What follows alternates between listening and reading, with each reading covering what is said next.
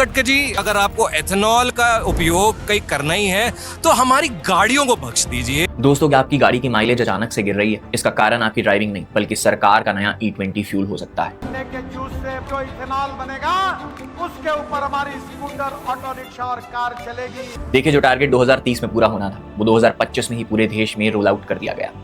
अब देखिए, अगर मैक्रो लेवल पे देखें तो इससे क्रूड ऑयल के इंपोर्ट का पैसा बच रहा है, लेकिन ग्राउंड रियलिटी 2023 से पहले बनी गाड़ियां E20 फ्यूल के लिए डिजाइन ही नहीं। अब सरकार ने 2030 का टारगेट 2025 में ही थोप दिया। नीति आयोग ने खुद माना कि इथेनॉल यूज करने से आपकी माइलेज में गिरावट आती है, लेकिन यहीं पे सवाल आता है कि इतनी जल्दबाजी क्यों?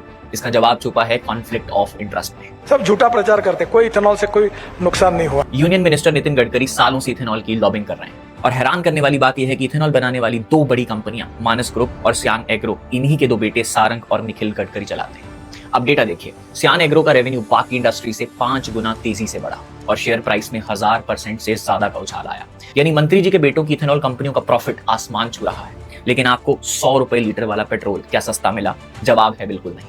इथेनॉल की कीमत लगभग 75 रुपए लीटर है, तो जब पेट्रोल में 20% सस्ता इथेनॉल मिल रहा है तो आप आज भी 100 रुपए से ऊपर पेट्रोल क्यों दे रहे हैं? ये पैसा किसकी जेब में जा रहा है? दूसरा, सरकार कहती है कि E20 से माइलेज सिर्फ 3 से 5% गिरेगी, लेकिन नीति आयोग की खुद की 2021 की रिपोर्ट ने चेतावनी दी कि पुरानी गाड़ियों में 6 से 7% का ड्रॉप आएगा। 3,500 रुपए का कल मैंने तेल भरवाया था, लिटरली आधा हो चुका है। मेरी गाड़ी की माइलेज पहले 12 की थी, वो कम होकर 9.5 की माइलेज हो गई। और ग्राउंड रियलिटी में लोग 15% तक का ड्रॉप रिपोर्ट कर रहे हैं, क्योंकि इथेनॉल पेट्रोल के मुकाबले 30% कम एनर्जी देता है। देखिए, फायदा उनका और आपको बिना चॉइस के महंगा इंजन खराब करने वाला फ्यूल बेचा जा रहा है। क्या आपको नहीं लगता कि ब्राजीलियन लोगों जैसे भारत के लोगों को भी 100% पेट्रोल और इथेनॉल के बीच एक चॉइस मिलनी चाहिए? अब आपके इसके ऊपर क्या विचार है, हमें कमेंट सेक्शन में जरूर बताइएगा, और ऐसी फैक्ट बेस्ड एनालिसिस देखने के लिए इस चैनल को फॉलो करना मत भूलिएगा।